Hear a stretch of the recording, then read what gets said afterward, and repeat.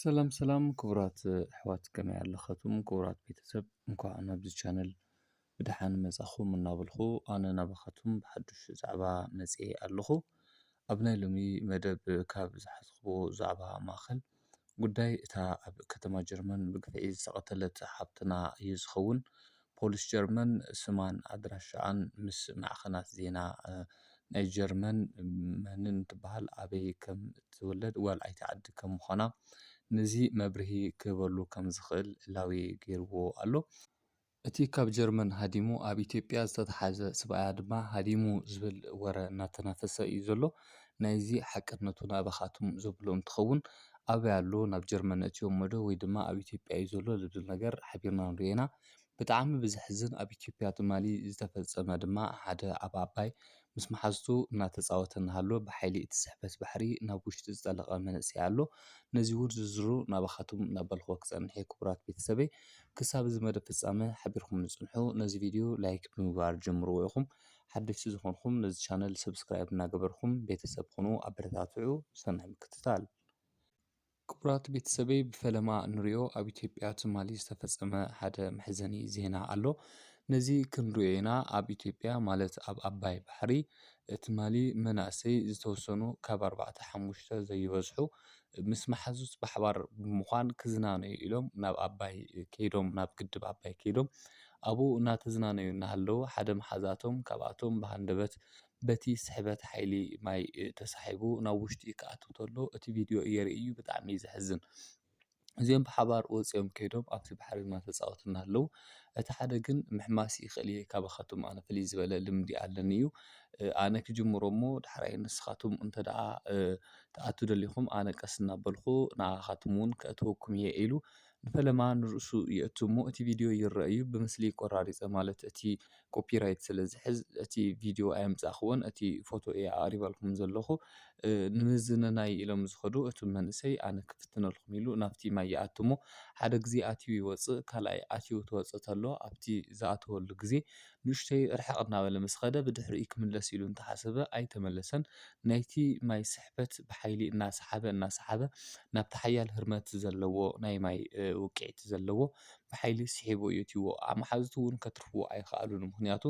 ንሳቶም ዝሕሙስ ኣይኮኑን ዋላ ደኣ ዝሕሙስ ይኹን እምበር ነዚ ስሕበት ዘለዎ ብጣዕሚ ከቢድ ናይ መንጫዕጫዕታ ኣብቲ እግሪ ግድብ ስለ ዘሎ ህርመት ኣለዎ ንዑ ነቲ ህርመት እናሰሓበ ናብ ውሽጢ እዩ ዘእትዎም እናረኣዩ ዓይኖም ካብ እቲ መንእሰይ ሓባቶም ማሓዝኦም ካብ ዓይኖም ትስወር ተሎ እናረኣዩ ብጣዕሚ ዘሕዝን ነገር ኣጋጢሙ ክቡራት ቤተሰብ ካብ ከምዚ ዓይነት ክንጥንቀቕ እዩ ዝግበአና ልምዲ ይሃልየና ኣይሃለና ናይቲ ባሕሪ ወይ ድማ ናይቲ ማይ ክዋንኡ ከመይ ዓይነት ከም ዝኸውን ምፍላጥ ኣገዳሲ እዩ እዚ መንእሰይ ማይ ምዃኑ ብቻ እዩ ዝርኢ ዘሎ እምበር እንታይ ዓይነት ሳሕቤን ወይም ደሞ እንታይ ዓይነት ስሕበት ከም ዘለዎ ኣይተረድአን ዘሎ ብጣዕሚ ዘሕዝን ክቡራት ቤተሰብ ንመላእ ቤተሰብ ጽንዓት ንምነ እዚ ኢለ ናብቲ ካልኣዋይ ሓበሬታይ ከብለኩም እንተለኹ ከምቲ ዝፍለጥ ኣብ ከተማ ጀርመን ኣብ ሓደ ዓብዪ መንገዲ ናይ ጀርመን ሓንቲ ኤርትራዊት ኣደ ብግፍዒ ተቐቲላ ከም ዝተረኸበት እቲ ሓበሬታ በፂሑና ቀኒ እዩ ከም ዝፍለጥ ድማ ፖሊስ ጀርመን ከምቲ ዝሓበሮ ኣካላታ በቢበይኑ ተቆራሪፁ ብዘሕዝንን ብዘስካሕክሕን መንገዲ ከም ዝተረኸበ ይፍለጥ እዩ በዚ መልክዕ ድማ ፖሊስ ጀርመን ኣብ ብጣዕሚ ሰፊሕቲ ቦታታት እንተዘዋቢሩ ናይዛ ሰብ እዚኣ መረዳእታ ከሰባስብ ክኢሉ እዩ ድሕሪ ምስብሳብ መረዳእታ ድሕሪ ብዙሕ ነዊሕ ጉዕዞ ድማ ወዳ ኣብ ሓደ ቤተ ክርስቲያን ስሙን ናይ ኣቦኡን ስም ተጻሒፉ ተደርብዩ ረኺብዎ እዩ ብድሕሪ እዚ ግን ኣድራሻ ሰብኣያ ዝተሰኣነላ ኣልሻ ናብ ኣድራሻ ሰብኣያ ተኣትዩ ኣድራሻ ሰብኣያ ግን ከምቲ ዝተጸበይዎ ኣይጸንሐን ብቕልጡፍ እታ ሰበይቲ ኣብ ዝመተትሉ ንግሆ ንሱ ድማ ኢትዮጵያ ናብ ኣፍሪቃ እዩ ገይሩ ኣብ ኣፍሪቃ ኣብ ኢትዮጵያ ከም ዝኣተወ ድማ ተረጋጊጹ እዩ ብድሕሪኡ ፖሊስ ጀርመን ምስ ናይ ኢትዮጵያ ፖሊስ ብምትሕብባር ነዚ ሰብ እዚ ኣብ ዝኣተወ ኣትዮም ኣብ ትሕቲ ቁፅፅር ንኸውዕልሉ ጠይቁ እዩ ኣይተረፈን ኣብ ትሕቲ ቁፅፅር እውን ውዒሉ እዩ እዚ ሰብ እዚ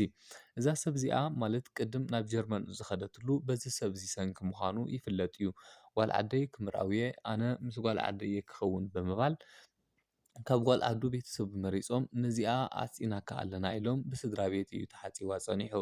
ድሕሪ እዚ ድማ እዛ ቆልዓ ብቀጥታ ብኤርትራ ጌርካ ናብ ጀርመን ምስጋር ከቢድ ስለ ዝኾነ ናብ ኣዲስ ኣበባ መጺኦም ኣብ ኣዲስ ኣበባ ጽምብል ናይ ድግስ መርዓ ገይሮም ብጣዕሚ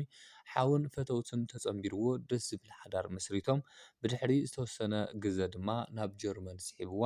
ኣብ ጀርመን ካብ ትኸይድ ከባቢ ገና ካብ 1 ዓመት 2 ዓመት ዘይነውሐ ዕድመ እዩ ዘለዋ ኣብ 1 ዓመት ውሽጢ ድማ ሓደ ቆልዓ ወሊዳ ብጣዕሚ ደስ ዝብል ቤተሰብ ዝወሃጎ ስድራ ከም ዝነበሮም እናተገለጸ እዩ ዝርከብ ክቡራት ቤተሰብ ኣብዚ መንጎ እዚ እንታይ ከም ዝተፈጠረ ኣይፍለጥን ንሱ ድዩ ቀቲልዋ ካሊእ እዩ ኣይተረጋገፀን በቲ ይኹን በቲ ግን ናይ ብዙሓት ግምት ክንርኢ እንተለና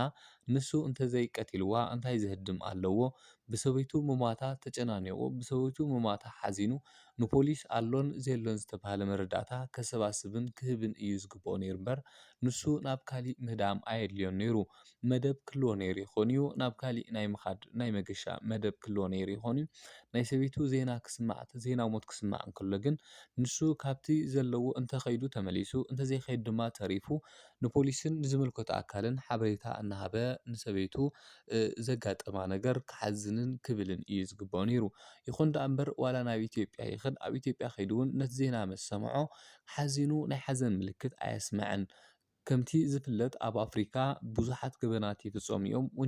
ወንጀለኛታት ድማ ከም ደስ ዝበሎም ዝነብሩላ ዓዲ እያ ማለት ምንም ፍርዲ ዘይወሃበላ ነቲ ገበነኛ ገበን ጌርካ ኢሉ ዘይቀፅዓላ ነቲ ዝተበደለ ድማ ዘይከሓሰላ ዓዲ ምዃና ተረዲኡ ካብቲ ገበን ዘጥፈሉ ካብቲ ዓዲ ሕጊ ናይ ጀርመን ከተማ ወፂኡ ኣብ ኣፍሪካ እሞ ድማ ኣብ ኢትዮጵያ ኣትዩ ክነብር ከም ዝሓሰበ ተረጋጊፁ ኣሎ ክቡራት ቤተሰብ ኣብዚ ውሽጢ ንርድኦ እንተሃሊና ኣብ ኣፍሪካ ብዙሓት ሰባት ዝሞቱ ብግፍዒ ዝቕተሉ ኣለዉ እዮም ኣብ ትግራይ ኣብ ኣስመራ ማለት ኣብ ኤርትራ ኣብ ብዙሕ ከባቢታት ኣፍሪካ ብግፍዒ ዝቕተሉ ብዙሓት እዮም ግን ደኣ እቶም ዝቐትሉ ሰባት ግን ግቡእ ዝኾነ ፍርዲ ከም ዘይወሃቦም ናይ ኩልና እንፈልጦ ሓቂ ክቡራት ቤተሰብ በዚ ይኹን በቲ እዛ ፖሊስ ጀርመን ኣብዚ ሕጂ እዋን ዝተዛረቦ ማለት ዘውፅኦ ዘሎ ናይዛ ሰብ እዚኣ ሓበሬታ ማለት ንሕና እውን ብውሽጢ መስመር ተመልኪትናዮ ነርና ፎቶኣ ኣበይ ተወሊዳ ከም ዝዓበየት መን ከም ትበሃል ጓል መን ከም ምዃና እቲ ሓበሬታ እናበፅሐና እዩ ዝርከብ ዘሎ ፖሊስ ጀርመን እውን ነዚ ኣረጋጊፁ ቅድሚ ኩሉ ፈሊጥዎ እዩ ክሳብ ሕጂ ኣውፂዋ ዘሎ ጓል 31 ዓመት ዝኾነት ኣደ ክብል እዩ ጠቒስዋ ክሳብ ሕጂ ስማን መን ከም ትበሃል ማለት ኣበይ ዓዲ ከም ዝኾነት ፎቶኣ እንታይ ከም ዝመስል እቲ ሓበሬታ ኣብ ኢዱ እናሃለወ ናብ ደገ ምውፃእ ግን ኣየድልየን ምክንያቱ ዝተፈላለዩ ሓበሬታታት ክበላሸይዎ ስለ ዝኽእሉ ብምባል ኣየውፅኦን ንሕና እውን ፈሊጥናዮ ኣለና ግን ምስቲ ፖሊስ ዝሰርሖ ስራሕ ክፃባእ ስለ ዝኽእል ንግዚኡ ዓቂብና ክንሕዞ ወሲና ኣለና ክቡራት ቤተሰብ ከም ሓደ ሓበሬታ ግን ኣብ ኢትዮጵያ ናይ ፖላይስ ኣትዩ ዝነበረ እቲ ገበነኛ ኣምሊጡ ዝብል ሓበሬታ እናተወዝዐ እዩ ዝርከብ ዘሎ እዚ ክንደየናይ ሓቅነቱ ኣይተረጋገፀን